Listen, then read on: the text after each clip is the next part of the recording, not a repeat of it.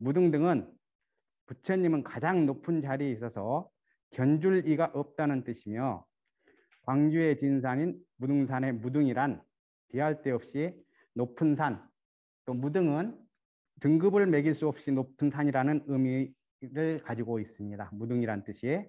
또 우리가 또 반야신경에서 이렇게 보면은 그 반야바라밀다는 가장 신비한 주문이고 가장 밝은 주문이며 가장 높은 주문이며 무엇과도 견줄 수 없는 주문이다 이렇게 넘어가는 부분이 있는데 여기서도 보면은 최고의 경지, 무엇과도 견줄 수 없는 최상의 경지란 뜻으로 쓰이고 있습니다. 그래서 무등은 최고의 경지를 타는 불교적인 용어입니다.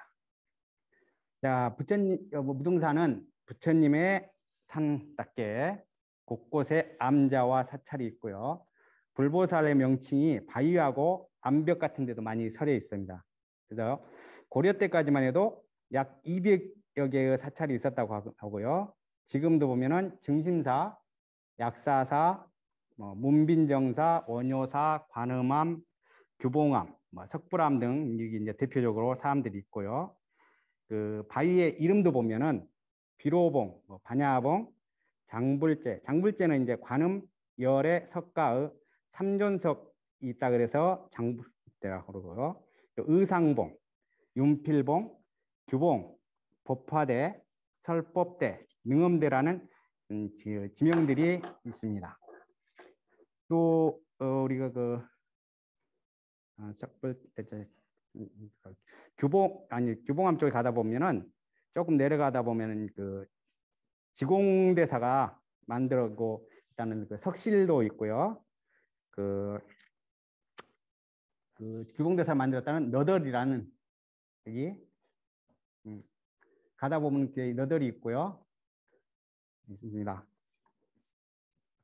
무등산의 높이는 1187m입니다. 그래서 우리 광주에서 저기 원효사까지 올라가는 버스 번호가 1187번입니다.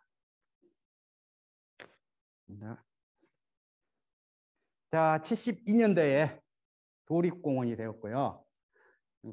국립공원은 여기는 2013년도에 국립공원이 되었습니다. 네. 자, 이제 절로 왔습니다. 절 입구에 있는 일주문의 전경입니다.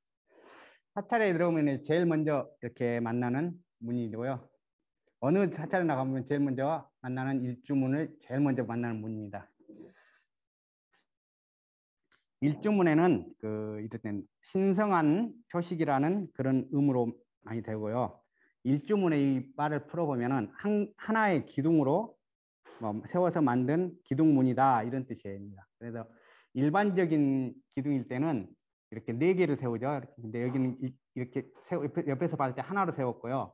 증림자 같은 경우는 이제 보조를 이렇게 양쪽으로 세웠는데 일반적인 일주문에서는 이 보조 저기 없이 그냥 이 2개로 서 있습니다. 보통은. 그래서 일주문 2개로 나란히 기둥을 서 있는 문이라 해서 일주문이라고 부르고 있습니다.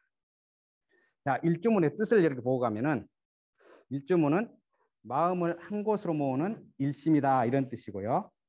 이 문을 들었을 때는 오직 한 마음, 불법에 귀의하겠다는 마음으로 들어오라 이런 뜻이고 어리석고 탐내고 미워하는 마음을 내려놓고 오직 깨달음을 얻겠다는 한 마음으로 들어오라 이런 뜻에서 일주문이 세워져 있습니다.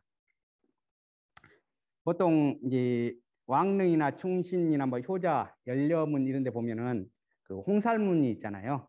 그런 의미라고 생각을 하시면 됩니다. 우리가 홍살문, 충신문, 연려문 이런 데 가면은 아무래도 좀 숙연해지고 옷도 한번 맨무새도 단정히 하고 하죠. 그런 의미. 절 입구에 들어올 때는 그런 마음을 갖자 그런 의미가 좀 있는 것입니다. 자, 일반적으로 이제 절에서 봤을 때 일주문은 밖에를 이렇게 속개, 안에를 진개 이렇게 많이 또 표현하고요. 보통 이제 부처하고 중생이 둘이 아니고 반야와 번뇌가 둘이 아니고 제가자와 출가자가 둘이 아니고 시간과 공간이 둘이 아니고 생사와 열반이 둘이 아니다 이런 뜻에서 세운다기도 하고 일조문에는 이렇게 무등산 증심사라는 현판을 이렇게 달고 있습니다. 무등산 증심사로 현판이 붙었으니까요. 증심사에 대해서 잠깐 또 설명을 드리겠습니다. 자, 증심사는 대한불교 조계종 21교구 송광사 21교구 본사 송광사의 말사입니다. 그리고 이제 무등산 증심사가 무등산에서는 대표적인 전법도량, 불교를 알리는 이런 도량 역할을 하고 있고요. 증심사 역사를 잠깐 보게 되면은 증심사는 신라 헌왕왕 4년 때 철감국사란 분이 창건을 하셨고 1094년에 해조국사란 분이 중수를 하셨습니다. 그 위에도 이렇게 많은 분이 중수를 하셨는데 그 뒤로 이제 정유재란하고 6.25 전쟁 이런 걸로 해서 많은 부분이 소실되었고 70년대에 건물들이 이제 많이 복구가 되기 시작했습니다. 자, 증심사는 보통 이제 그 절에는 보면 그 절이 지어진 내력들이 이렇게 많이 전해 내려오는데 창건설화가 별로 아직까지 이렇게 찾아봐도 찾지를 못해서 찾았고요. 증심사의 뜻을 이렇게 보면은 증명하다 이런 뜻, 증명할 증, 또 마음심해서 마음을 증명하다, 증득하다 이런 뜻으로 사용하고 있습니다. 이거 증심사가 창건된 것은 855년에서 868년 사이일 것으로 이렇게 짐작을 하고 왜 그러냐 이래 봤더니 이 증심사를 창건한 철감사라는 분이 화순 쌍봉사에 계시다가 요 위에 있는 그 다음에 그 약사사에 계시다가 그 다음에 증심사를 창건하신 걸로 이렇게 했어요. 그래서 철감국사란 분이 쌍봉사에 계시다가 약사사에 계시다가 증심사를 이렇게 창건한 걸로 이렇게 했습니다. 자, 그 다음에 여기 이 부분은 이제 철감순서 부도하고 부도탑하고 부도비인데요. 여기는 쌍봉사에 가면 차밭 뒤쪽에가 있습니다. 자, 보통 일주문에 이제 지나갈 때 저희들 같은 경우는 차를 타고 오니까 그러기 힘든데 일주문은 보통 걸어서 올라갈 경우에는 일주문에 들어갈 때 이렇게 합장하고 들어가거든요. 그래서 저희들도 일단 합장하고 들어가겠습니다. 자, 일주문을 바로 지나면요. 왼쪽 언덕에 이렇게 줄지어선 비석들이 좀 있을 겁니다. 올라오시면서 보신 분도 계시고 그냥 무심결에 오신 분도 계시겠지만 이쪽 비석들은 이제 1912년도부터 1975년까지 증심사 중수나 공덕이 많은 신도와 스님들 부도랑 증심사 신도들 비를 세워서 이렇게 비림이라고 이렇게 한쪽에 모아놨습니다. 자, 여기 부도는 스님들의 살이나 유고를 모신 곳을 말하는데요. 좀 작게 보이는데요. 한, 둘, 셋 이렇게 해서 이 부분이 이제 스님들 부도탑이고요. 그 뒤에 이렇게 이제 쭉 서 있는 탑들을 보면은 이쪽에 있는 분들은 이제 세 분은 공덕비로 되어 있는데요. 증심사 이제 중창불사할 때 시주해갖고 공덕을 좀 기리기 위해서 공덕기를 이렇게 세워놓은 그런 모습입니다. 부도탑에는 이제 수월당 부도라고 하나는 돼 있고 하나는 오람당 부도라고 돼 있고 하나는 규봉암 당 부도라고 있는데 규봉당 부도라고 돼 있는 걸 보면은 무등산에 규봉암이 있는데 그 규봉암하고 좀 연관이 있지 않느냐. 규봉암에는 호로 봤을 때 그렇게 생각은 하고요. 정확한 어느 스님 건지는 지금 정확히 알려져 있지는 않습니다. 자, 그래서 여기서 이제 잠깐 이분들을 한번 이름은 좀 불러드려야 될 것 같아요. 왜냐하면 이분들이 때문에 증심사가 오늘까지 유지되고 있기 때문에 청신녀 조정행화 공덕비라고 되어 있고요. 저기 그 다음에 강진 채씨 지탑이라고 되어 있고요. 이분이 대덕화 안원탑이라고 되어 있고요. 그래서 이제 뒤에 쪽으로 이렇게 여기서 더 쭉 이렇게 있는 부분들 보면은 참봉, 공락교 시의 공덕비, 청신녀 묘화강 서우죽비 했고, 청신녀 정토행 김장성 선행비, 청신녀 정월광 이춘 영생비, 청신녀 청정행 구용수 성비, 청신녀 상락행 김성배 귀진비, 유진 밀양 박씨 선도와, 또 윤주신이란 분이 계시고요. 이제 지장전 설명할 때 나오실 분인데 이분은 정만재란 분도 계시고요. 그래서 이분들이 계셨기 때문에 지금까지 증림사가 유지되었지 않나 이런 생각을 합니다. 그래서 이분들은 참 증림사가 이렇게 없어질 때까지 이분들의 공덕비는 이 비림에서 남아 있을 것 같습니다. 비림을 지나서 조금 올라보다 보면은 왼쪽에 있는 사천왕입니다. 여러분도 올라오실 때 한번 보셨을 건데요. 자, 사천왕이라는 것은 불법을 수호하는 4명의 천왕, 동서남북에서 4명의 천왕을 모신 곳이라 해서 사천왕문이라고 합니다. 원래는 취백로 1층에 이렇게 있었다 그래요. 이쪽에. 근데 이제 6.25 전쟁으로 소실됐던 거고 그동안 없었던 거를 2012년도에 장흥 보림사 사천왕을 기준으로 해서 이걸 만들었다 그래요. 이제 사천왕이란 분이 어떤 분인가 이렇게 보면은, 사천왕은 수미산이란 중턱에 살면서 도리천의 우두머리인 제석천왕을 섬기는 존재라고 합니다. 보통 이 천왕들의 그 모습을 봐보면은 굉장히 이렇게 튀어나온 눈, 잔뜩 치켜 올라간 눈썹, 크게 벌어진 입 등 이렇게, 그리고 이제 손에 이분 같은 경우는 이제 비파를 들고 있는데 손에 칼을 들고 있거나 마귀를 받고 있는 모습, 이런 모습들로 이렇게 표현이 됩니다. 이분들은 고대 인도 종교에서 숭상되던 귀신들의 왕이었는데 불교 부처님한테 귀해서 부처님과 불법을 지키는 수호신이 되었습니다. 자, 이들은 수미산 중턱에서 각각 그들의 권속들을 데리고 살면서 동서남북을 지키는 보호 역할을 합니다. 그래서 동쪽에는 지국천왕, 남쪽에는 증장천왕, 서쪽에는 광목천왕, 북쪽에는 단문천왕이라고 이렇게 부르고 있고요. 또 이 사천왕들은 그 부하 권속들을 이렇게 천하를 이렇게 두루 돌아다니게 해서 선과 악을 늘 살펴서 그 결과를 매월 8일 날 사천왕의 사자들이 보고하고, 14일 날에는 태자들이 보고하고, 15일 날에는 사천왕 자신이 제석천왕에게 보고하는 역할을 한다고 합니다. 자, 이분은 동쪽을 지키는 동방지국천왕입니다. 사천왕 중에서 동쪽을 지키는 분이고요. 그는 안민의 신으로서 수미산 동쪽에 황금타라고 있는 천궁에 살고 있다고 합니다. 16선신의 한 명이기도 하고요. 인간의 땅을 지켜준다고도 합니다.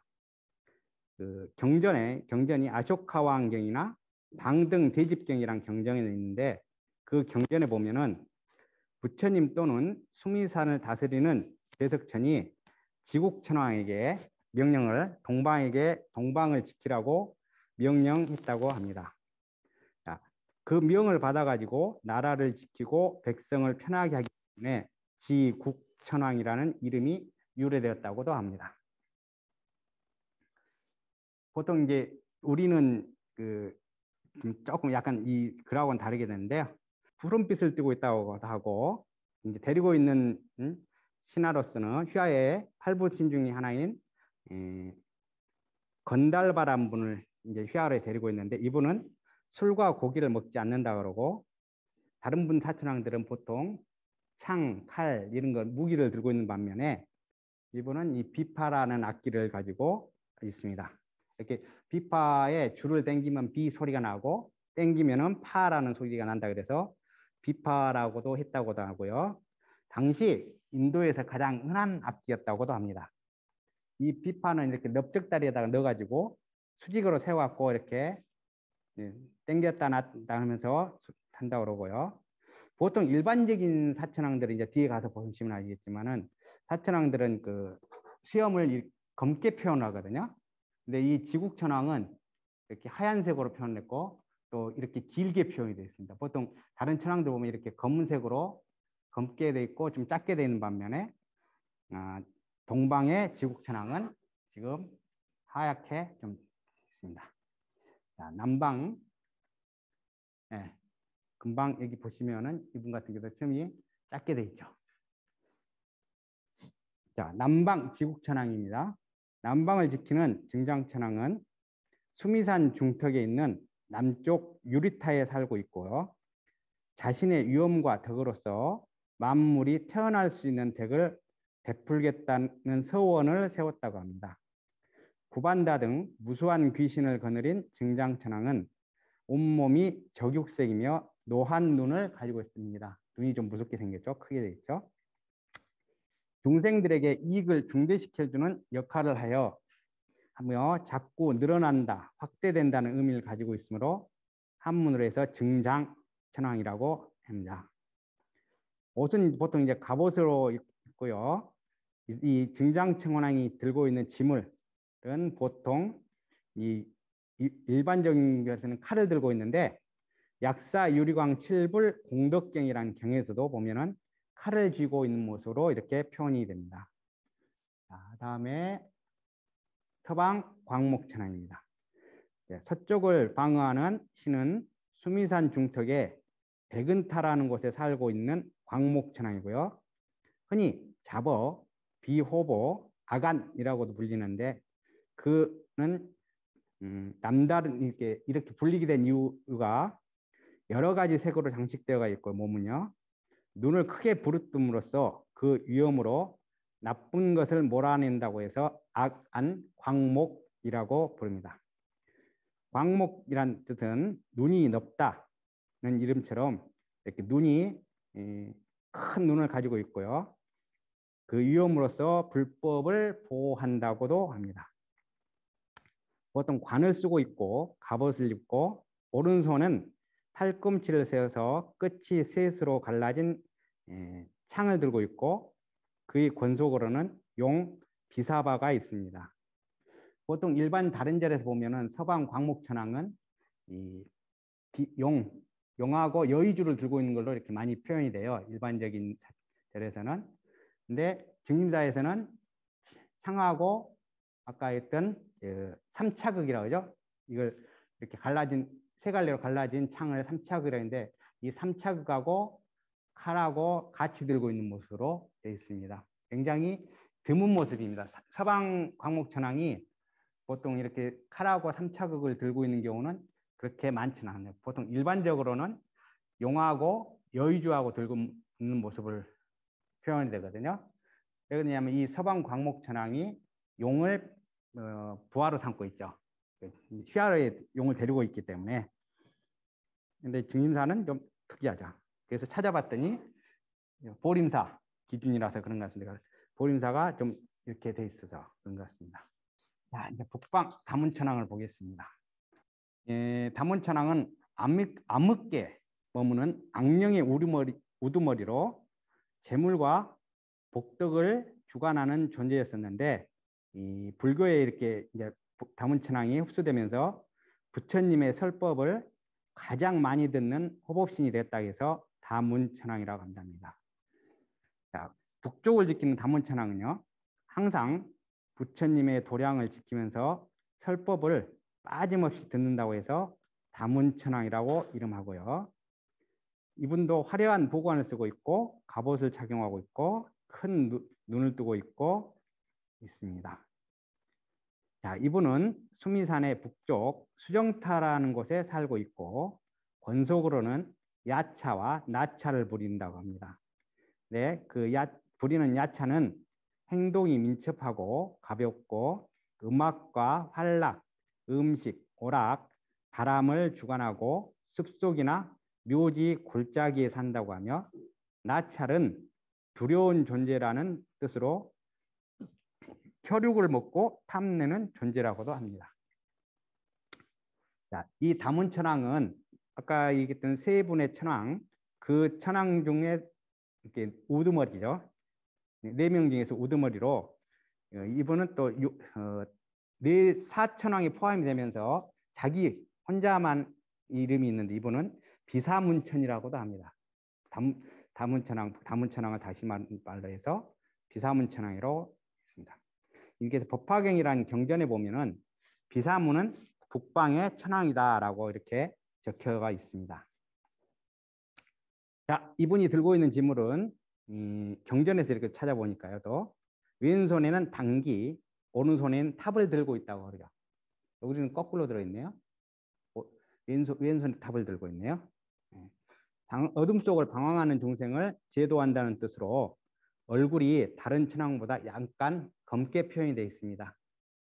내려가실 때 잠깐 사천왕문 한번 가서 봐보세요. 진짜 다른 천왕들보다 약간 검은색으로 이렇게 표현이 되어 있어요. 보시면은 눈에 약간 검다 하고 느껴질 것일 겁니다. 이제 이분들은 이제 악기를 표현한 건데요. 이 사천왕 발밑에 있는 형상들입니다. 그래서 보통 이제 악기를 어떤 우리 세속적인으로 봤을 때 세속적인 사람으로 표현을 했고요. 다른 분들은 이제 머리를 이렇게 쥐어 틀어 올린 그런 형상으로 되어 있는데 남성상으로 그런 남자상으로 되어 있는데 증임사는 이렇게 보면은 모자를 쓴 모습으로 이렇게 표현이 되어 있습니다. 그리고 이제 이분 같은 게 사천왕의 발이죠. 이분들은 이거 그래서 사천왕들이 절로 들어오려는 악기들을 막고 있던 방어하고 있는 그런 모습입니다. 자, 여기는 우리가 지금 있는 취백루입니다. 이 취백은 조금 이제 어떤 분들은 뜰 앞에 잣나무란 많이 들어보셨죠? 그런 취백루란 뜻이라고도 하는데 제가 이렇게 본 이거는 그거보다는 취백홍도라는 말에서 좀 유래가 좀 된 것 같습니다. 뭐냐 하면 고려 때 시인 김극기란 분이 이 시를 지어놓은 게 있어요. 그래서 그 시를 내용이 뜰 앞에 잣나무가 푸르고 언덕이 복숭아꽃은 붉은데 어찌 밖에서만 헤매고 있는가. 오로지 한가운데 근본만을 뚫고 들어가라. 꽉 막힌 경계론 끝내 마음 깨치지 못하나니 말을 잊어야 비로소 도가 터지는 법이다. 이렇게 시를 썼거든요. 그래서 이제 보니까 여기 보면은 뜰 앞에 잣나무에서 잣나무 취자가 푸른 치 그리고 물총새 치 이런 뜻이 있어요. 그리고 백자가 측백백 잣나무백 이러거든요. 그래서 이 시인이 이거 왔을 치백리 가서 봤을 때 앞에 잣나무하고 복숭아나무를 보고 그거를 비유적으로 표현한 것인가 이렇게 저는 생각이 듭니다. 자, 치백루 밖의 모습, 우리 공부하고 있는 내부 모습.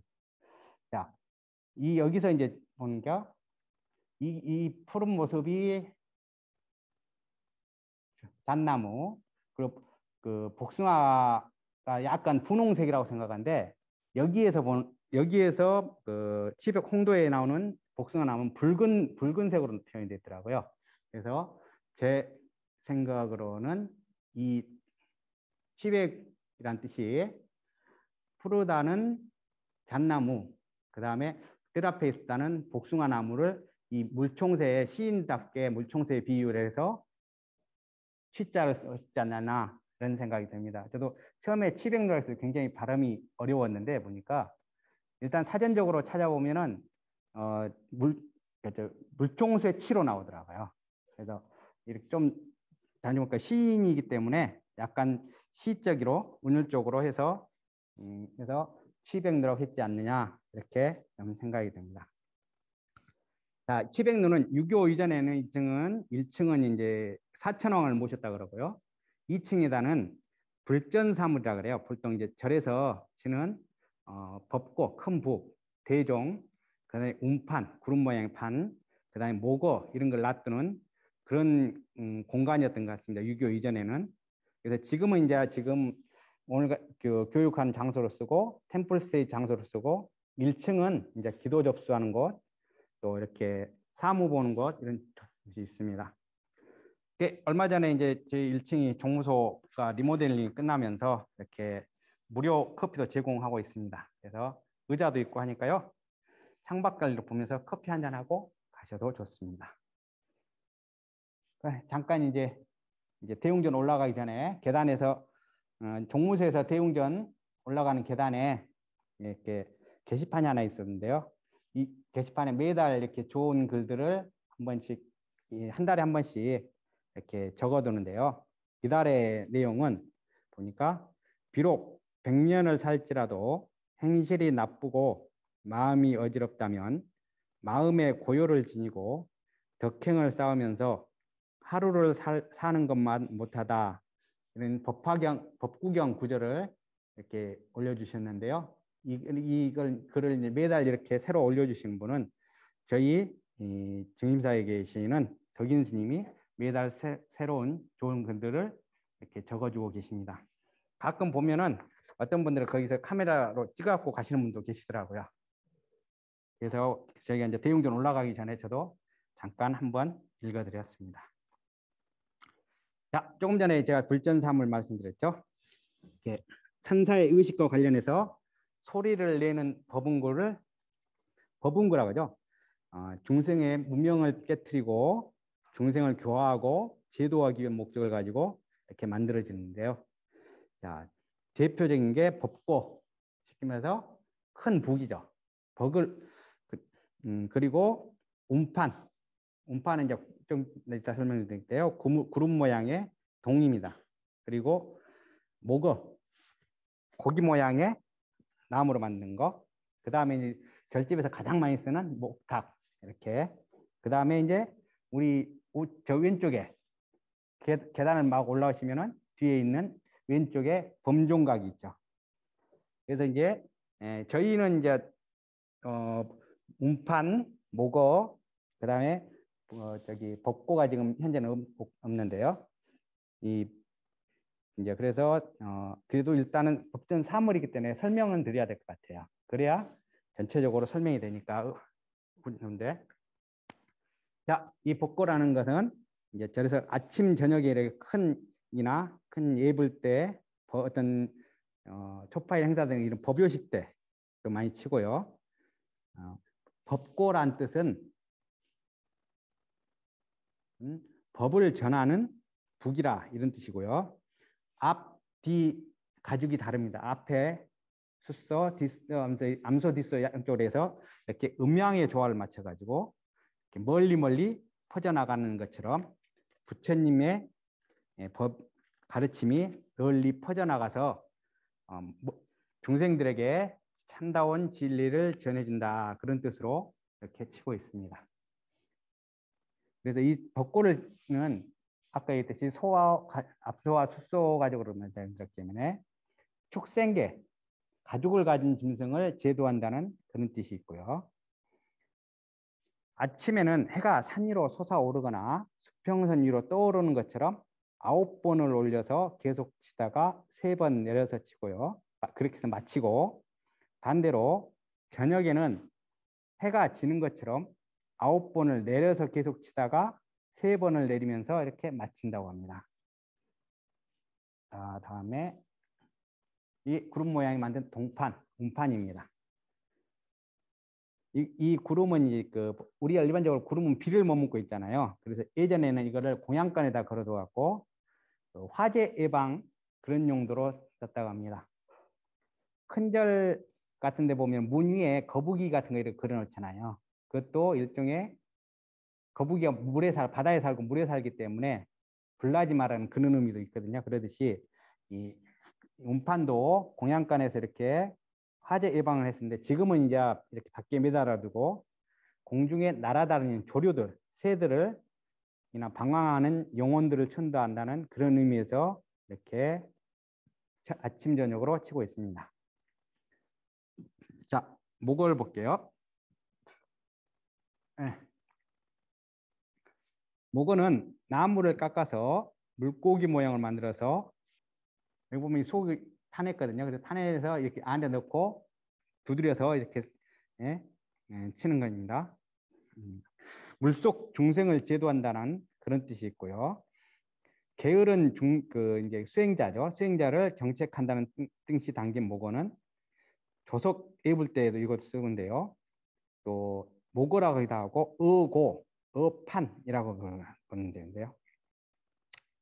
물고기는 또 밤에도 이렇게 눈을 뜨고 있고 잠잘 때도 눈을 뜨고 잔다 그래요. 그래서 잠을 자지 않는 물고기처럼 항상 깨어 있어서 부지런히 정진하는 뜻에서 이렇게 물고기를 만들고 있습니다. 자, 이 물고기 유래를 보면 재밌는데요. 이 옆에 사진을 보시면은 대충 짐작이 되실 거예요. 자, 유래를 한번 살펴보고 갈게요. 이 중국에서 있던 얘기인데 옛날 중국에 아니 이제 절에 덕 높은 스님이 이렇게 스님 제자들을 데리고 몇 명과 이렇게 살고 있었답니다.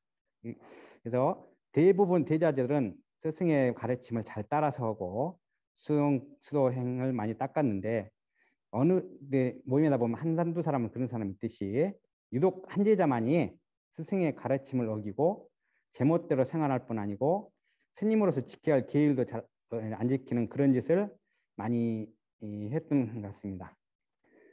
마침내 그 제자는 이 몹쓸 병에 걸려서 죽어서 이제 곧바로 물고기가 되는 과보를 받았습니다. 그것도 등에 큰 나무가 있죠. 이렇게 큰 나무가 있는 물고기로 이제 다음 생에 받았죠. 그래서 이 큰 물고기가 등에 이제 나무가 있기 때문에 여간 힘들지 않죠. 그래서 이 풍랑이나 파도가 칠 때면 이렇게 나무가 흔들리니까 이렇게 피를 흘리고 막 이렇게 좀 고생을 많이 했던 것 같습니다. 자, 그러던 어느 날 스승이 배를 타고 건너갑니다. 이제 배를 타고 볼일 보러 가는데 등에 커다란 이렇게 등에 나무가 달린 고기가 스님의 배전에 앞에서 눈물을 와서 이렇게 많이 이렇게 흘립니다. 그래서 이 스님이 이렇게 선정회가 들어가 보니까 그 물고기가 바로 전생에 자기 제자였던 방탕한 생활을 했던 제자였다고 합니다. 그래서 이제 굉장히 제자였으니까 얼마나 가였겠어요. 그래서 이를 보고 온 뒤에 제자를 위해서 수륙제라는 건 이제 물이나 육지에 사는 미물과 외로운 영혼을 천도하는 법회를 말하는데 이렇게 베풀어서 물고기 몸을 벗어나게 해줬다고 합니다. 그때 그날 밤에 스승 꿈에 물고기가 전인 물고기죠. 제자가 나타나서 스님에게 이제 감사함과 소원을 밝혔다고 합니다. 다음 생에는 참으로 발심해서 열심히 정진하겠습니다. 바라옵건대 저의 등에 난 나무를 베어서 저와 같이 생긴 물고기를 만들어 나무 막대로 쳐 주십시오.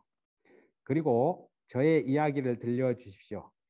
수행하는 사람에게는 제 이야기가 좋은 교훈이 될 것이요. 강이나 바다에 사는 물고기가 그 소리를 들으면 해탈할 수 있는 좋은 인연이 될 것입니다. 이렇게 얘기했다 그래요.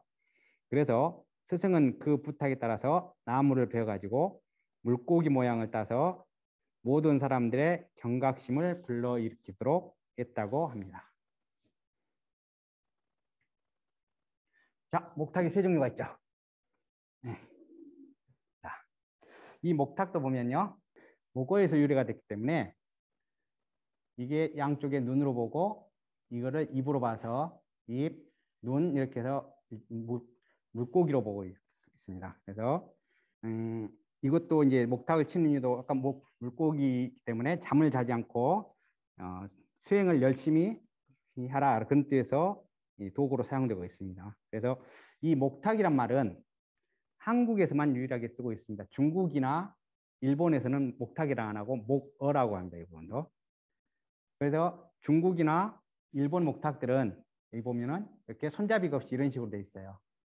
이거는 중국 목탁, 여기는 일본 목탁인데요. 그래서 이 사람들은 우리 체가 다르죠? 이 사람들은 들고 치는 게 아니고 이렇게 놔두고 이걸 두드려서 소리를 내고 있습니다. 그래서 중국 같은 데 보면 큰 법당에 가보면은 법당이 이 책상보다 한 절반 정도 큰 법당 복탁을 놔두고 이렇게 두드려 치는 걸 저도 봤거든요. 그래서 우리나라에서는 유일하게 이렇게 들고 다닐 수 있게끔 손잡이가 된 형태 있고요. 또 요즘은 또 변형이 돼 갖고 머리는 이 용 형상이고 뒤에는 손잡이 있는 부분은 이렇게 물고기 형상인 어두용신의 형태도 있다고 합니다. 자, 우리나라는 또 전에는 이런 게 목탁을 썼다 그러는데 지금 현재는 우리나라에서는 지금 저런 목탁은 찾아볼 수가 없고요. 다음에 이제 아까 올라올 때 왼쪽에 있었던 범종각 설명드릴게요.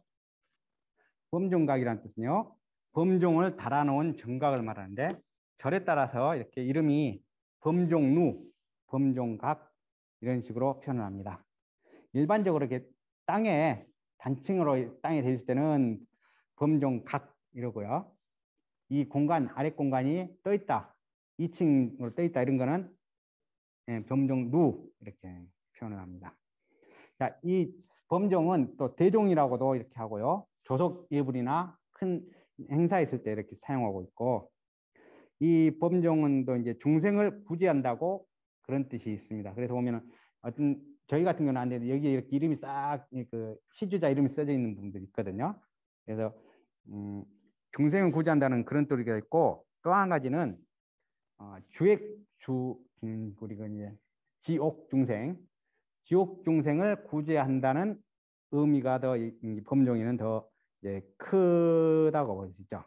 자, 아침 저녁으로 이 대종을 치는데 이 종성이 울리면은 지옥에서 고통 주던 그 옥졸들이 있을 거 아닙니까? 그 옥졸들이 지금은 부처님한테 애경하는 시간이구나 해서 부처님한테 애경하기 위해서 잠시 고통을 멈춘다고 합니다. 그래서 이 대종이 울리는 시간만큼은 지옥 고통을 받는 중생들이 잠시 휴식 시간을 갖는다고도 얘기를 합니다. 자, 이 범종을 아침에는 28번, 저녁에는 33번을 치는데요. 자, 아침에 28번은 우리 이 불교에서 봤을 때는 하늘에 28개의 층이 있다고 생각해요. 쉽게 말씀드리면은 28층의 아파트가 있다고 생각하시면 돼요. 그 아파트까지 를 연다 그래서 28번. 자, 저녁에는 여기도 쓰네. 하늘세계 사왕천부터 비비상천까지 28천의 문을 연다 그래서 28번을 치고요.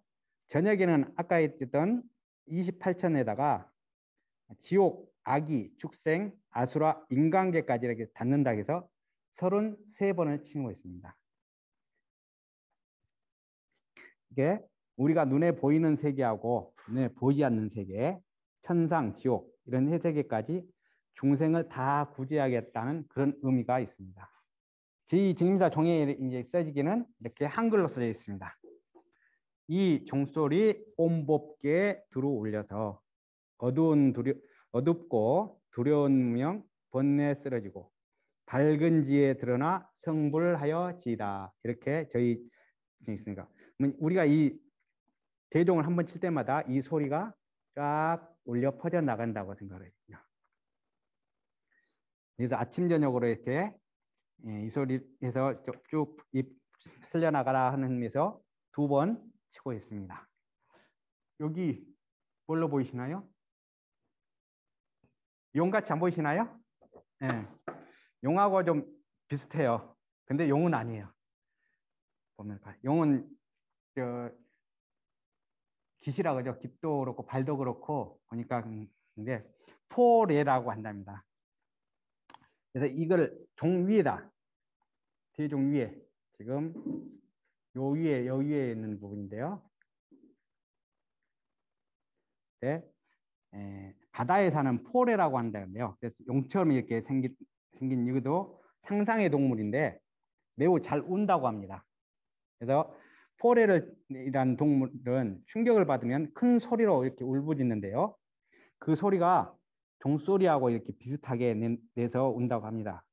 그래서 오늘날 그 이렇게 종머리에 포레라는 동물을 올려놔서 종소리가 우렁차게 널리 퍼져나가기를 바라는 의미에서 종두 위에 포레라는 동물을 새겨놨습니다. 자, 양쪽에 보면은요, 새겨져 있는 부분인데요. 비천무늬상입니다.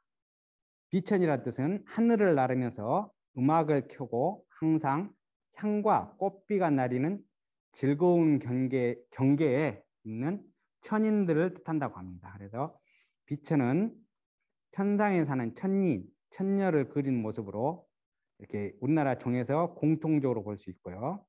구름 위에서 무릎을 꿇고 있거나 세우고 앉거나 결과부자한 자세로 천이 하늘의 옷을 날리면서 악기를 들고 연주하는 상, 주악상이라고 하는데, 또는 합장하면서 공양하는 상으로 일반적으로 이렇게 배치가 되는데요. 증림사 범종에서는 이렇게 향로를 받쳐둔 모습으로 이렇게 표현이 되어 있습니다. 보통 이제 큰 절에서는 아까 얘기했듯이 모고, 운판, 범종, 법고 이렇게 모두 4개를 다 갖추는 경우가 있는데요. 그거고요. 작은 사찰이라서 이렇게 아무리 작은 사찰이라도 범종만은 이렇게 비치해서 치고 있습니다. 자, 범종은 위치는 어디냐? 보면은 항상 절 들어왔을 때 우리도 왼쪽에 있죠. 치백루에서 종무에서 올라오던 왼쪽에 있죠. 근데 그래서 범종각은 산문에 들었을 때 항상 왼쪽에 있는 게 그게 보통 통리라고 합니다. 자, 아까 잠깐 나왔었죠. 루란 말 나왔었죠. 그거 설명드릴게요. 한옥 건물에서 보면은 이름이 전각당루 이렇게 표현합니다. 예를 들어 대웅전, 지장전, 관음전 이런 부분들 어른이 있는 곳을 전 이렇게 표현하죠. 자, 여기서 한 가지 제가 물어볼 게 있는데요. 옛날 왕이 사무 보던 것을 뭐라 그런지 아십니까? 신하들하고 덕대하고 이랬던데 근정전, 왕비가 있던 곳은 교태전. 그러듯이 전이라는 뜻은 굉장히 어른을 이렇게 있는 곳을 말하고요. 그 다음에 이제 조금 전에 했던 산신각, 범종각 하듯이 각이 있고요. 그 다음에 당은 저희 같은 경우는 이제 왼쪽에 정묵당, 오른쪽 이 앞에 있는 건물이 행원당. 그런데 당이라는 곳은 사람이 거처하는 곳. 우리 이제 시골 같은 데 지나가다 보면은 큰 옛날 부자로 살던 사람들 보면은 집을 지어놓고 그쪽에다 무슨 당 해갖고 이렇게 거처했던 곳이거든요. 절집에서도 당 하면은 사람이 거처하는 곳이고요. 그 다음에 루는 아래가 이렇게 떠 있는 건물, 아까 얘기했듯이 2층 건물 같이 말합니다. 그래서 루를 보시려면은 우리 같은 경우는 산신각을 보시면은 원래 그 루죠. 잠깐만 옛날 사진 잠깐 보고 갈게요. 자, 정묵당의 옛날 사진입니다. 옛날 사진은 자, 이쪽이 오른쪽에가 문이 있었죠. 옆에 표지판이 있었고요. 자, 지금 현재 사진은 왼쪽에 이곳에 문이 있고 이제 요 표지석은 종무소 앞으로 내려갔죠. 그래서 정묵당의 옛날 사진 모습입니다. 이쪽에는 옛날 사진, 이쪽에 오른쪽 사진. 뒤에 여기도 보면 나무가 많이 우거져 있고 요즘은 이제 산불 한다 그래서 이렇게 잠목절을 했고요. 자, 오른쪽에는 이 앞에 건물 행원당입니다. 행원당은 보니까 이렇게 뭐라고 되어 있냐? 여기 보면은 청양 높다, 화한 에어 이렇게 됐거든요. 그래서 이 말을 이렇게 풀어봤더니 맑은 향기의 녹차 이런 뜻이고요. 온화한 미소의 부드러운 말 이런 뜻이에요. 그래서 이 몇시기로 봤을 때 여기는 전에 차 스님들이나 일반인들이 차를 마시던 곳이 아니었나 이 걸로 봤을 때는 그렇게 생각을 하고요. 지금은 이제 행사나 이런 거 모임 등 할 때 이런 데 쓰고 있고요. 이 뒷공간은 이제 우리 지금 저쪽 공간이죠. 공양관을 쓰고 있습니다. 행원당 뒤에가 바로 공양관이거든요. 그래서 있습니다. 자, 드디어 이제 대웅전까지 왔습니다. 대웅전의 이 사진을 한번 보고 갈게요. 자, 모습, 원리 모습. 이게 몇 년도 사진인지는 안 나와 있더라고요. 이렇게 옛날에는 이런 모습이었다. 모습. 자, 이건 하늘에서 본 모습. 이거는 이제 현재 모습인데 여기 좀 약간 비슷하죠. 저 여기 보면은 대웅전 이렇게 써 있죠. 대자가 큰 대자, 중간에 웅자가 영웅자. 그래서 대웅전이라는 것은 서가모니 부처님을 봉하는 이렇게 모신 정각입니다. 그래서 대웅이란 뜻은 법화경에 보니 풀이해내기를 서가모니 부처님을 위대한 영웅, 즉 대웅이란 데서 유래했다고 그러고요. 서가모니 부처님은 일반인이 가질 수 없는 큰 힘이 있어서 마하군의 온갖 장애를 극복하고 부처님이 되었다는 뜻으로 해서 붙여진 이름입니다. 대웅전은 위대한 깨달음을 구한 영웅인 서가모니 부처님을 모신 정각이다, 이런 뜻입니다. 송광사에 가보면 대웅전이 아니고 대웅보전 이렇게 되어 있습니다. 네. 그분은 대웅전을 높인 말이에요. 그래서 대웅전이라는 것은 아까 얘기했듯이 서가모니 부처님 한 분을 모신 곳이 대웅전이고, 대웅보전은 부처님 3분 이상을 모신 곳을 보전, 대웅전보다는 높인 말이 되겠죠. 자, 인심사의 대웅전의 다른 절하고 특징 잠깐 보고 갈게요. 아까 대웅전 글씨 옆으로 보시면은 불보살님 모셔져 있죠. 자, 오른쪽에 3분, 왼쪽에 3분, 그래서 앞뒤로 6분씩, 좌측에 3분, 우측에 3분. 자, 대웅전 들어가기 전에 우리 대웅전 이 문짝에 있는 이 꽃창살 모양을 한번 이렇게 보여드린 겁니다. 자, 이제 대웅전 내부로 들어가겠습니다. 일반적으로 이제 대웅전에 들어갈 때 이 중앙문은 스님들이나 어른 스님들이나 다니는 문이고요. 보통 이제 이쪽에 우측, 좌측 옆문으로 이렇게 들어가는데요. 자, 우측 문으로 이쪽 문으로 들어갈 때 왼발이 먼저 들어가고요. 금방 같이 대웅전 왼쪽 문으로 올 때, 왼쪽 문으로 들어올 때는 오른발이 먼저 들어옵니다. 이게 지금 우리가 지금 이쪽에서 지금 대웅전 봤을 때 이쪽 문이죠. 오른쪽 문을 들어갈 때는 왼발이 우선 법당에 발이 들어진다는 뜻이죠. 자, 왜 그러냐? 부처님을 쳐다봤을 때 이 앞쪽에 부처님이 서 계시겠죠, 이렇게. 그러면은 부처님과 이렇게 마주보게 되죠. 왼발로 들어왔을 때는. 자, 거꾸로 오른쪽 문인데 오른발이 들어왔다. 그러면 어떻게 돼요?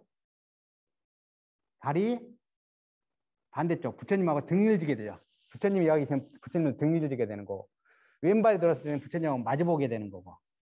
그래서 거꾸로 생각하시면 돼요. 오른쪽 문으로 들어올 때는 왼발이 먼저 들어간다. 자, 왼쪽 문으로 들어갈 때는 오른발이 먼저 들어간다. 이렇게 거꾸로 이렇게 하시면 되고요.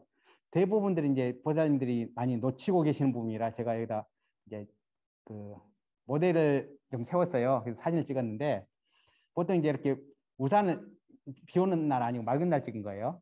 우산을 이렇게 쓰고 오셔갖고 들어가기 전에, 여기 들어오기 전에 이 옆에나 이런 옆에다가 이렇게 우산을 이렇게 세우고 많이 들어오셔요. 대다수가. 스님들도 많이 그런 경우도 있고. 근데 그러시면 안 되고 옆에 이렇게 눕혀놓고 들어오셔야 됩니다. 자, 이제 들어와서 이제 자, 이 대웅전 이제 모신 모습 앞면에서 정면에서 찍은 모습이고요. 이 부분 여기 이제 닷집이라 그러죠. 정각 중에서 제일 화려하고 이쁘게 만들어져 있는 거죠. 화려하고 장엄하게 돼 있고 이렇게, 이걸 닷집이라고 하는데요. 이 부분이 이제 목공에 나무로 있으니까 가벼워야 또 화려하게 장식돼서 가벼워지기도 하고 그래서 목공에 이렇게 진수를 보여주는 부분들이죠. 가벼운 나무로 해야 되고 조각조각 예쁘게 해야 되고 그래서 자 여기 보면은 도솔궁, 정멸궁, 정멸보궁, 내원궁 이렇게 돼 있어요. 이제 이 부분을 잠깐 설명드릴게요. 도솔궁이라는 뜻은 이렇게 불도를 닦는 곳이다 이런 뜻이고요. 하늘나라 꼭 수미산 꼭대기에서 약 12만 유순에 있다 그래요. 그때 당시에 그 거리를 잰 단위죠. 지금 현재는 우리가 쓰고 있지 않는 단위인데 그 나라에는 칠보로 장식된 아름다운 궁전이 있고 주위에는 사계절 향기가 아주 진하고 아름다운 꽃이 피어나며 온갖 새와 동물들이 평화롭게 살고 있다고 합니다. 자, 도솔궁에는 두 가지가 있죠.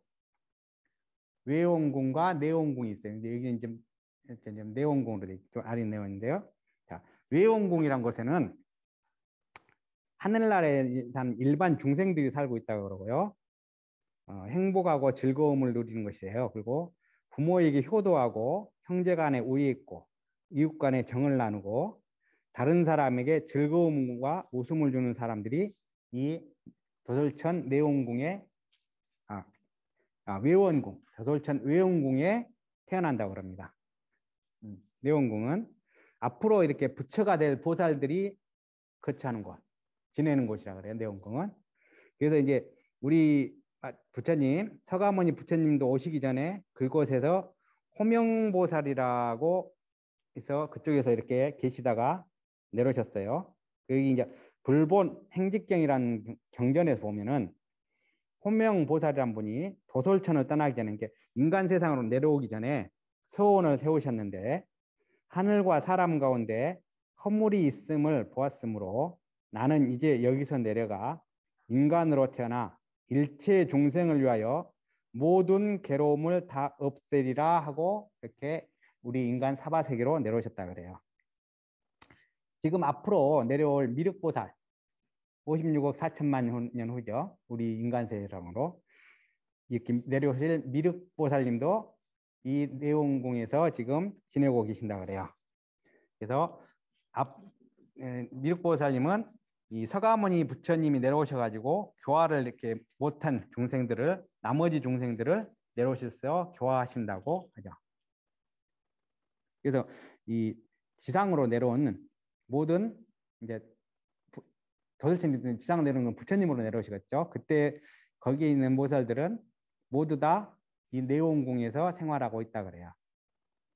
그리고 이 미륵 앞으로 오실 미륵 부처님은 우리 산스크리트로 말하면 친우 자비라는 뜻이랍니다. 그래서 우리가 미륵보살 미륵부처님 앞으로 미륵부처님을 자시보살이라고도 합니다. 지금 현재는. 자, 그 다음에 우리가 이제 중간에 있는 정멸보궁. 정멸보궁이라고는 많이 들어보셨을 거예요. 우리나라에 보통 5대 보궁이 있으니까요. 모든 바깥 경계에 마음에 흔들림이 없고 번뇌가 없는 보배스러운 궁전이란 뜻이랍니다. 욕심과 성냄, 어리석음이 없으니 괴로울 것이 없는 부처님의 경지를 나타내고요. 부처님 그 이제 화장했을 때 나오는 진신사리, 몸에서 나온 사리를 모신 정각을 정멸보궁이라고 합니다. 이 보궁은 부처님이 화엄경을 설한 인도 마가다국 가야성의 남쪽 보리수 아래 금강자에서 비롯되었다고 하고요. 이제 부처님 사리를 봉안함으로써 부처님이 항상 그곳에 계신다 이런 뜻으로 생겼고요. 그래서 몸에서 나온 사리가 있기 때문에 불상은 이렇게 안치하지 않습니다. 일반적인 보궁에서는요. 이제 그 우리나라의 5대 보궁을 보면은 신라승려 자장률사가 당나라 종남산에서 기도해서 운수보살을 칭견하고 돌아올 때 가져온 부처님의 사리와 정골사리, 부처님의 뼈라 그러네요. 봉안한 5대 정물보궁이 있습니다. 자, 보면은 양산의 통도사, 그 다음에 5대산의 월정사, 강원도 쪽에가 많죠. 설악산 봉정암, 태백의 정암사, 그리고 영월의 법풍사가 이제 5대 보공인데 요즘은 이제 조그만들도 보공이라고 많이 하는 것도 많이 있더라고요. 그래서 크게는 이제 5대 보공이 가장 유명하죠. 자, 아까 하셨듯이 우리 대웅전의 삼존상 모시는 겁니다. 대웅 불단엔 보통 저희는 오른쪽에 관세음보살, 왼쪽에 대세지보살 이렇게 모셔져 있어요. 보통 일반적인 때는 문수보살, 보현보살 이렇게 많이 하거든요. 근데 증임사는 관음세지 이렇게 되어 있더라고요. 원래 관음세지는 아미타 부처님 좌우보처거든요. 근데 증임사는 이렇게 관음세지 이렇게 되어 있더라고요. 여기 관음하고 관세음보살, 대세지보살 이분들의 이제 그 전생 이야기를 한번 보면요. 관음 본원경이라는 경전에 나와 있는 얘기인데요. 이분들의 이제 전생 얘기를 보면은 오랜 옛날에 남인도 쪽에 마열 바질이라는 나라에 장나장자라는 분이 있었답니다. 그는 미나사라는 아름다운 여자를 아내로 맞이하여 사이좋게 잘 살았는데요. 세월이 흘러서 형 조리라 8살, 동생 송리가 5살 되던 8월에 마나사라는 부인이 병에 걸려서 임종을 맞이하게 합니다. 그래서 부인은 이제 임종하기 전에 두 아들을 불러놓고 자신이 죽은 뒤에 아버지에게 극진히 효도를 다하고 꼭 착한 사람이 되어야 한다는 말을 남기고 세상을 떠났다고 합니다. 효상을 치르고 세월이 흘러 장자의 친구들이 살림을 맡아서 할 새 배우자를 주선했는데 그 근방에 사는 비라 장자의 딸이 새 아내가 되었습니다.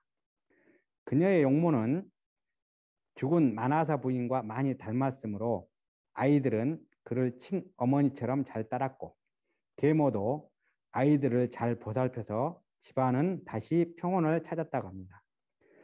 그런데 어느 해 흉년이 들어서 들판의 곡식이 모두 말라 죽어 양식이 떨어져서 온 동네 사람들이 굶어 죽는 상황이 되었습니다. 장자는 아들과 새 아내를 남겨둔 채 배를 타고 먼 나라로 곡식을 구하러 갔습니다. 장자가 떠나자 계모는 갑자기 나쁜 생각을 하였습니다. 만일 장자가 돌아오지 않는다면 아이들은 어떻게 키울 것인가? 또 돈을 많이 벌어서 돌아온다고 해도 내가 낳은 자식은 서자 취급당하고 저 애들만 상속될 것이니 차라리 저 애들을 죽여버리자.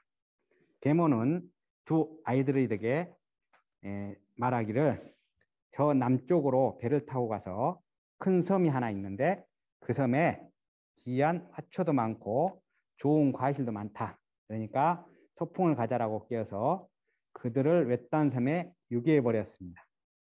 형 조리는 송리에게 말하기를 자, 이제 우리 목숨이 다 된 것 같구나. 살려고 해도 살 수 없는 우리 신세가 가련하구나. 그러나 세상에는 우리와 같은 신세를 가진 사람들이 많이 있을 것이다.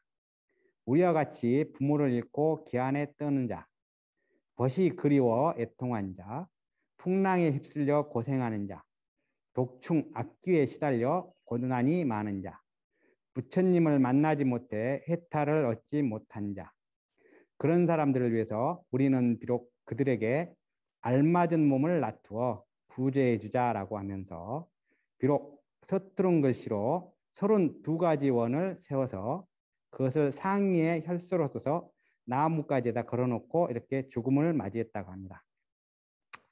한편 장자는 단나라 산에 가서 진두감과를 낙타에다 많이 싣고 와서 집으로 돌아왔습니다. 근데 와서 보니까 누구보다도 먼저 튀어나와서 반겨줄 아이들이 보이지 않았습니다. 계모는 아버지를 찾으러 바다에 나갔다가 돌아오지 않았다고 말했습니다. 장자는 아들을 알려주는 사람에게 자기가 가진 물건의 반을 주겠다고 말했습니다. 어느 날 한 노인이 계모가 두 아들을 무인도에 데려가는 것을 봤다고 알려주었습니다. 장자는 미친 듯이 그 섬으로 달려가서 목이 터지도록 아들들을 이름을 불렀습니다. 그러나 거기에는 까마귀와 까치의 밥이 된 두 불쌍한 아이들의 썩은 사체만이 남아 있었습니다. 장자는 자식의 유해를 확인하고 그 자리에 쓰러져 한없이 울었습니다. 그러다가 햇볕에 바래져서 희미해진 조리의 혈선을 발견합니다. 자, 정신을 차리고 나서 아들의 32가지 소원을 읽어가는 순간 자신도 모르는 사이에 도를 일으키는 마음이 일어났고 아들의 간절한 소원을 다 읽은 다음 하늘을 우러서 원컨대 나도 모든 악한 중생을 제도하고 조속히 불도를 이루오리다 라고 발언하고 98가지 대원을 세우고 죽었다고 합니다. 후에 형은 조리는 지금 여기서 보는 관세음보살이 되었고요.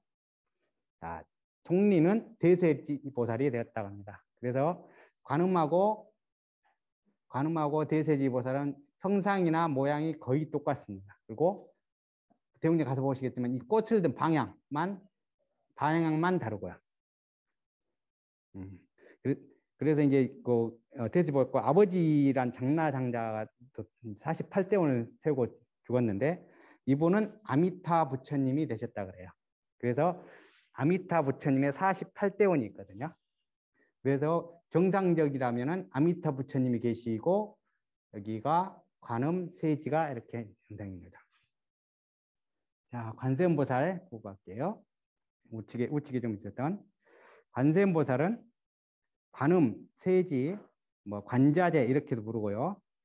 자비로서 중생을 구제하는 보살입니다. 또 우리가 천수천안이라고 해서 1000개의 손과 1000개의 눈을 가지고 있다 그래요. 그래서 이분은 우리가 가장 많이 찾는 보살님이기도 하는데 천수천개 가지고 있으면서 중생을 이렇게 보살피고 둘러보고 있다가 고통받고 있는 상황이 있으면 도와주신다고 그러죠. 이분은 인도 포타라카산에 머문다고 하죠. 실제로 이렇게 포타라카산은 이렇게 본진 사람은 없는데요. 경전에는 있었던 중국의 그냥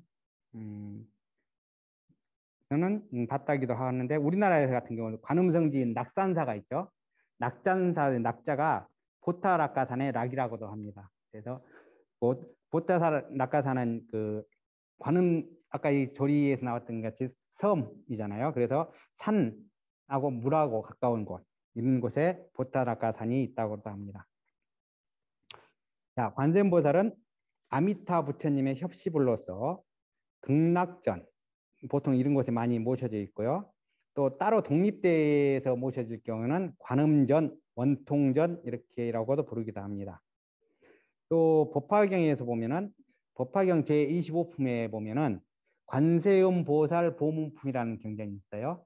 근데 그 경전만을 따로 이렇게 떼가지고 우리가 법화경이란 말을 떼버리고 그냥 관세음보살 보문품 이렇게 부를 정도로 관세음보살님은 우리하고 많이 이렇게 친숙한 보살님이죠.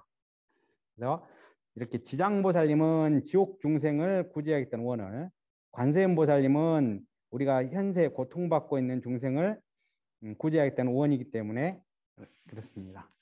자, 여기서 잠깐 보고 가실 게 관세음보살 보관 모자인데요. 여기 보시면은 이 불상 부처님이 한 분이 모셔지는데 이분은 이 아미타불이시가 부처님이시거든요. 그래서 우리가 가장 보살님을 알아보기 쉬운 보살님이 지장보살님 보관 안 쓰고 푸른 머리띠를 두고 있으니까 제일 쉽고 그 다음에 알아보기 쉬운 보살님이 관세음보살님은 이 보관 이 부분에 이렇게 부처님 아미타 부처님 모셔져 있는 모습으로 표현돼요. 보통 그리고 이제 대세지 보살님 같은 경우도 대세지 보살님은 여기가 우리 보병이라고 하죠. 병이 있는 것으로 많이 표현이 되어 있는데 증림사는 보병으로 표현이 되지는 않습니다. 대세지보살님 잠깐 살펴보고 갈게요. 관세음보살님과 함께 아미타불을 곁에서 모시는 삼존불이고요. 득대세 대정진이라고도 우리말로 표현합니다. 이 지혜의 빛을 비춰가지고 이 보살님은 지옥, 악이, 축생, 아수라 세계를 벗어나게 하고 위없는 힘을 얻게 한다 그래서 대세지라고 한답니다.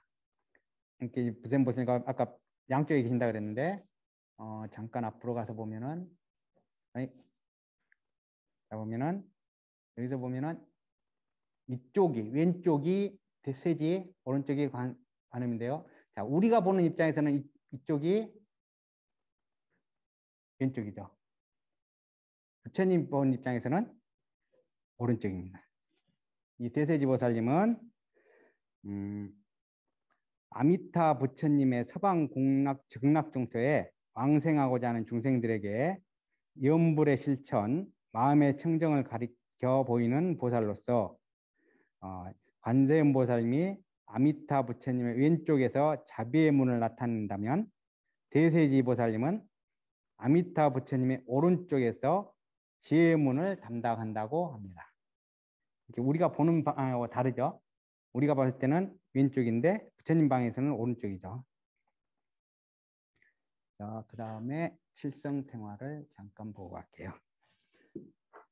칠성신앙은 자 부처님 당시에 있던 신앙은 아니고 우리나라에 기존에 가지고 있던 우리 옛날부터 민간신앙인데요. 이 칠성이란 분은 재물이나 재능, 뭐 아이들의 수명을 늘려주고 비를 내려서 풍년을 들어주고 한다는 그런 분입니다. 그래서 이제 전에 우리 어른들은 자식이 없을 때 아들을 낳고 싶어 한다거나 이럴 때 아니면 수명을 했을 때 칠성전에다가 많이 빌었죠. 그래서 경전도 보면 북도 칠성 연명경도 있고요. 그다음에 이제 약사열의 기능을 나중에는 흡수했다 그래요. 그래서 좌우보처, 이렇게 월광보살, 일광보살, 약사 부처님도 월광보살, 일광보살. 그래서 그 협시보살도 이렇게 약사보살님 같이 같다 그러고요. 자, 여기서 보면은 이제 여기 일광보살, 월광보살인데요. 원래 다른 생화에 보면은 여기 이렇게 보살 생화로 그려져 있고 그 머리 보관, 머리에 쓰는 보관에 보면은 이렇게 일광보살, 월광보살을 해 달로 표현하는데 증임사에 일광보살, 월광보살은 그냥 원으로서 일광, 월광 이렇게 표현이 되어 있습니다. 칠성탱화는 그 2001년도에 그 고영을이라는 화백이 조성한 탱화인데요. 또 우리 증림사에 맞게 독특하게 그려진 탱화입니다. 자, 아까 여기 보면은 우리가 많이 알고 많이 있는 북두칠성을 그려져 있거든요.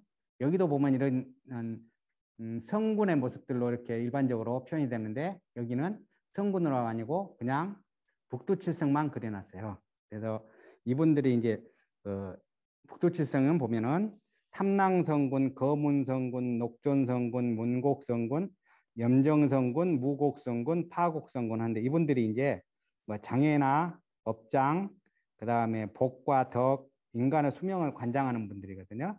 근데 우리 김사탱은 이렇게 칠성, 북두칠성으로 이렇게 표현한 분이 좀 독특한 부분이고, 그 다음에 이 부분이죠. 이 부분이 무등산하고 주상절리를 이렇게 탱화에 표현을 시켰어요. 그래서 일반적인 탱화에서 볼 수 없는 증심사만의 탱화를 그려놓은 분입니다. 그려진 등입니다. 자, 그리고 이제 대웅전 들어가시면 왼쪽에 있는 연등 부처님 편 그때 가보신 분이면 몇 번 보셔서 아실 거예요. 자, 이분도 이제 본생경이란 경전에 나와 있는 얘기인데요.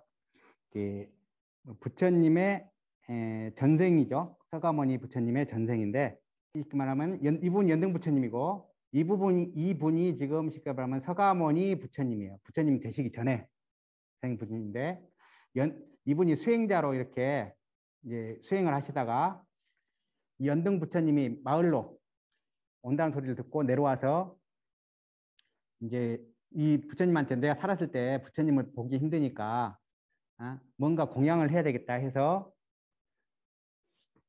하려고 했는데 그 꽃을 공양하려고 했는데 꽃을 못 샀어요. 근데 어떻게 이제 책마다 좀 다르는데 궁녀라고도 표현이 돼 있는 데도 있고 다르게도 표현되어 있는데 이 분한테 꽃을 7송이 이분이 가지고 있던 부분에서 5송이를 얻었다고 돼요. 네, 얻었다고도 해요. 그래갖고 이분한테 이제 연등 부처님이 지나가시니까 부처님이 여기 이제 이 선해동자가 연등 부처님한테 꽃을 올리죠. 꽃을 올리고 나는데 여기 고개를 딱 들어서 보니까 지나가는 게 좀 멀리서 봤겠죠. 연등 부처님이 지나가시는데 이 길이 굉장히 진흙길이라. 그래서 부처님 잠깐만 서 계십시오 해가지고 자기가 입고 있던 옷을 여기다 진흙길에다 깔아요. 근데 그래도 부족하니까 자기가 이 길었던 머리를 이렇게 풀어갖고 딱 부처님 앞에 가서 엎드리면서 하는 말이 부처님 같은 위대하신 분이 이런 진흙길을 가시면 안 됩니다. 진흙을 밟지 마시고 제 머리털과 몸을 마치 많이 구슬의 판자가 된 다리로 생각하시고 지나가십시오. 이렇게 얘기해요. 그러면서 이렇게 저를 지나가시면 저한테는 영원한 이익이 되고 즐거움이 될 것입니다. 이렇게 표현하죠. 그러니까 그때 연등 부처님이 말씀하시기를 이제 착하다고 얘기를 하시죠. 그러면서 너는 보리심이 가득하구나. 그대는 과거 오랫동안 열애생을 두고 수행을 쌓았고 남을 위해서 애를 썼고 자비로운 행을 오랫동안 닦아왔다. 그래서 다음 생에 너는 서가모니라는 부처님이 될 것이다라는 수기를 주시는 장면을 지금 표현한 것입니다. 여기는 전생의 서가모니님, 여기는 이 서가모니 부처님한테 꽃을 나눠줬던 보살이. 그래서 나중에 이 두 분은 전생에 연관이 계속 되어 오다가 이분은 야소다라는 부처님의 부인이 되는 거죠. 나중에 이분은 서가모니 부처님이 되셨고, 예, 설중담비. 이거는 이제 해가 스님이란 중국 그 스님의 얘기인데요. 이 모습은 많이 보셨을 거예요. 달마대사 많이 보고 들으셨군요. 달마대사란 분이 인도 이제 스승한테 공부를 배우고 나서 저기 중국으로 이제 와가지고 그때 무제왕한테 얘기했는데 무제하고 말이 안 통한다 싶어가지고 달마사 소림굴이라는 곳에서 이제 들어가서 9년 동안 면벽하고 있는 기다리고 누군가 내 법을 이어줄 사람이 나타나기를 기다리고 있는 동안에 이제 해가라 분이 달마대사를 이렇게 찾아오는 거죠. 그래서 이분이 찾아와서 이제 눈 오는 날 저녁에 찾아왔어요. 그래서 이제 찾아왔고 있는데 달마대사가 인기척이 없으니까 해가 대사란 분이 거기서 꼬박 날을 샜어요. 그날 아침까지 무릎이 빠질 정도로. 그래서 이제 달마대사가 물어보기를 네가 눈 속에서 그토록 오래 서 있으니까 무엇을 구하러 하냐 이렇게 물어보죠. 그래서 스님께서 감노의 본을 여시어 어리석은 중생을 제도 주십시오 이렇게 얘기죠. 그래서 달마대사가 부처님의 위없는 도는 오랜 겁 동안을 부지런히 정진하여 행하기 어려운 일을 행하고 참기 어려운 일을 능히 참아야 얻을 수 있는데 너는 아주 작은 공덕과 하잘것없는 지혜와 경솔하고 교만한 마음을 지니고 있으면서 참다운 법을 바라는구나 이렇게 얘기를 하죠. 그러니까 이 말을 듣고 있던 해가대사가 칼을 뽑아서 자기 왼쪽 팔을 이렇게 잘라버리죠. 그러니까 한겨울에 파초라는 나무가 자라서 떨어 잘린 우리 해가대사님의 팔을 받쳐준 그런 사진이죠. 그래서 그 모습을 보고 달마대사가 이제 네가 지금 팔을 잘라 내 앞에 놓으니 이제 구함을 얻은 것이다 이렇게 해서 그리고 그 해가대사한테 신광이라는 절에서 쓰는 법명을 줘요. 그렇게 얘기하니까 이 팔이 다시 붙었다 하는 얘기가 있습니다. 부처님이 어느 날 길을 가다가 이런 해골 있는 걸 보고 절을 하시죠. 그러니까 밑에 있다는 제자들이 부처님 같이 위대하신 분, 색계, 욕계, 무색계, 예? 스승이신 분이 어떻게 하찮은 우리가 봤을 때는 인물같이 물보다 못하는 하찮은 뼈에다 절을 하십니까? 얘기를 하죠. 그러니까 부처님이 뭐라고 하시냐면 이 뼈가 너의 전생일 수도 있고 나의 전생일 수도 있지 않느냐 그렇게 얘기를 하는 거죠. 그러니까 이제 아나니 아나한테 그러면서 얘기를 하시죠. 이 뼈가 남자 뼈인지 여자 뼈인지를 구별을 해봐라 이러고 얘기를 하시죠. 그래서 아나니 살아있을 때는 옷을 입고 하니까 장식하고 하니까 알는데 예? 죽었는데 어떻게 합니까? 하고 물어보죠. 그러니까 부처님이 말씀하시기를 뼈를 자세히 살펴보아라. 남자의 뼈라면 희고 무거울 것이고 여자의 뼈라면 검고 가벼울 것이다. 이렇게. 그래서 다시 물어보죠. 어떻게 구별을 합니까? 하고. 그래서 어머니가 아기를 낳을 때는 결코 힘든 겪기 어린 고통을 난다. 그리고 많은 피를 흘리고 또 젖을 먹여서 키우고 이렇게 해서 뼈가 검고 가벼울 것이다 하고 얘기를 하죠. 그리고 나서 이제 그 어머니가 할 때 어머니의 은혜, 부모님의 은혜를 얘기를 하죠.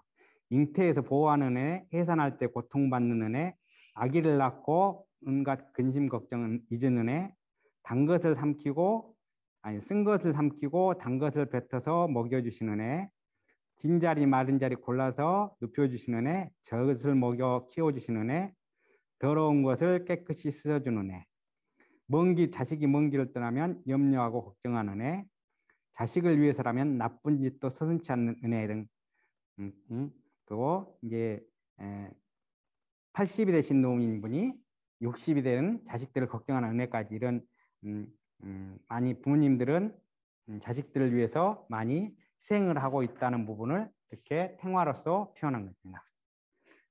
자, 신중탱화까지만 하고 마칠게요. 우리 신중탱화입니다.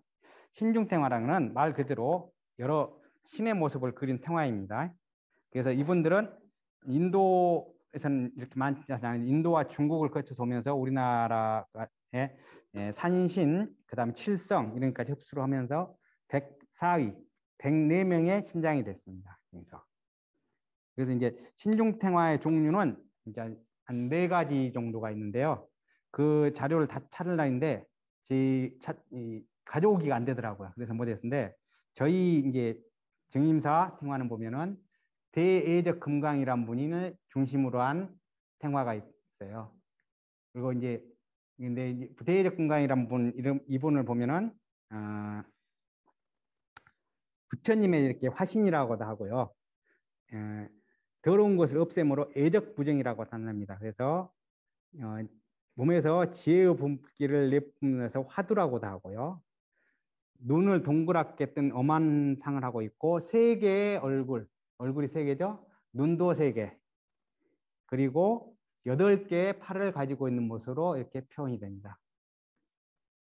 그래서 이제 생화에 보면은 또 이 대적금강이 아닌 4종류가 있는데 그 부분은 제가 아직 찾지를 못했어요. 그래서 표현하고 자, 이 부분은 오른쪽 문 들어가시면은 문 바로 위에 있는 기라고 써져 있죠. 그래서 1975년대에 기록된 거입니다. 그래서 여기 기록된 그때 당시에 아마 시주자들 이름을 적어놓은 것이 아닌가 생각이 되고요. 자, 오늘은 대웅전 여기까지 했고요. 다음 시간에는 대웅전 외부 팔상도부터 부처님의 이제 태어나서 돌아가실 때까지 8가지 모습을 그린 팔상도부터 다음 주 5월 6일에 뵙겠습니다. 다음에 뵐 때까지요. 항상 건강하시고 늘 부처님이 함께 하시기를 바랍니다. 수고하셨습니다.